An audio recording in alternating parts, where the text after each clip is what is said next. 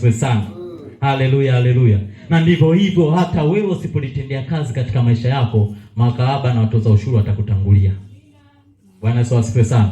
Maana kahaba ataokoka leo, kesho Yesu amerudi anaingia katika ufalme. Bwana Yesu asifiwe sana. Haleluya. Je, wewe uliyekaa miaka 10 inakuaje? Ambaye ulikuwa unasikia maneno kila siku afu unayaacha.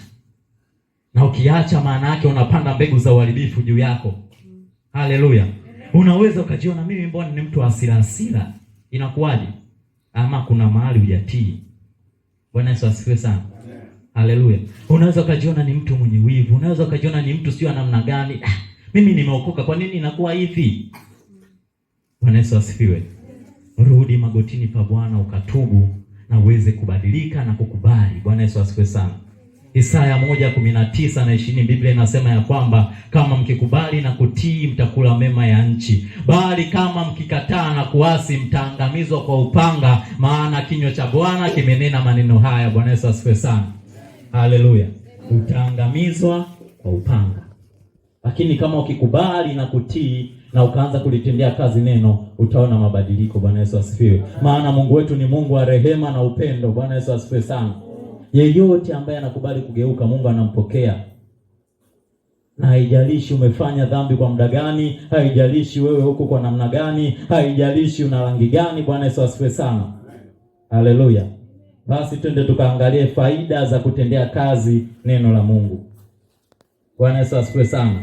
Ziko faida nyingi ambazo ukitendea kazi neno la Mungu zitatokea kwako. Bwana Yesu asifiwe sana, kiroho na kimwili. Ziko faida. Leo tutaangalia faida chache tu 9 tutakwenda kujifunza. Bwana Yesu asifiwe sana. Faida ya kwanza, kulitendea kazi neno la Mungu kunaimarisha imani yako. Bwana Yesu asifiwe. Bwana mchungaji alifundisha jambo fulani, lakini mbona sione umeshindwa kutendea kazi. Bwana Yesu asifiwe.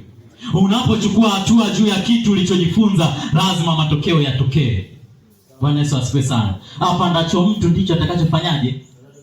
Atakachokivuna. Sio kusikia tu. Bwana Yesu asifiwe. Na ndipo hapo shetani amewapiga watu wengi waishie kusikia bila kutendea kazi. Bwana Yesu asifiwe. Haleluya. Watu wameshindwa kuvuka. Watu wameshindwa kupiga hatua. Watu wameshindwa kuinuka. Watu wameshindwa kustawi kiroho. Bwana Yesu asifiwe. Mtu anabaki viwango alivyonavyo kila siku.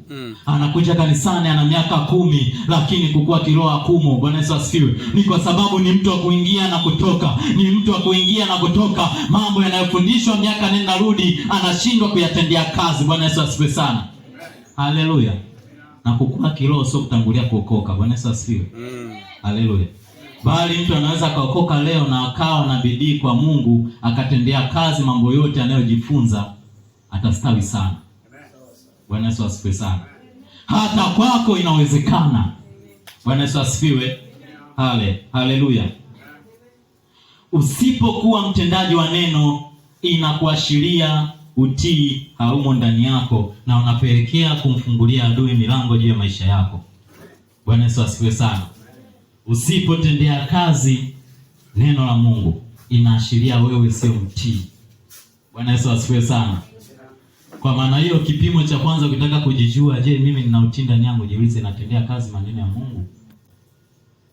Bwana Yesu asifiwe. Haleluya. Unatendea kazi maneno ya Mungu. Ukishaona kutendea kazi ya kumo, basi utii haumo ndani yako. Hata kama bado haujadhihirika katika mwili, lakini ni mbegu ambayo unaipanda. Bwana Yesu asifiwe sana. Yupo wakati wake ambao utavuna matunda. Bwana Yesu asifiwe. Haleluya. Tunapopanda mazao, kila mazao lina muda wake wa kuanza kutoa matunda. Kwa maana hiyo unaweza ukapanda kutokutii, kuwa na kiburi, baada ya miaka 7 sasa ndo matunda unaanza kuvuna. Baada ya mwaka mmoja unaanza kuvuna matunda, unajiuliza kiburi kimetokea wapi? Kumbe akikoja kwa siku moja. Bwana Yesu asifiwe. Akikuja ghafla. Na unapokuwa sio mtii, unafungua milango ya tabia mbaya zingine. Unafungulia adui nafasi. Bwana Yesu asifiwe sana. Unampa adui nafasi katika maisha yako, maana shetani anatafutaga chanzo kimoja tu. Bwana Yesu asifiwe. Atafuti vitu vingi. Anataka kimoja tu. Anajua katika hicho atavuna vingi. Bwana Yesu asifiwe sana. Haleluya. Utii usipokuwepo ndani yako, nini kinatokea? Kibali unakosa. Bwana Yesu asifiwe sana. Haleluya. Hata kwa bosi wako tu aliyekuajiri, usipokuwa mtii, nini kinatokea? Unakosa kibali. Kuna bonus utazikosa. Kuna upendeleo utaukosa. Bwana Yesu asifiwe sana. Tusome Mathayo 21:28.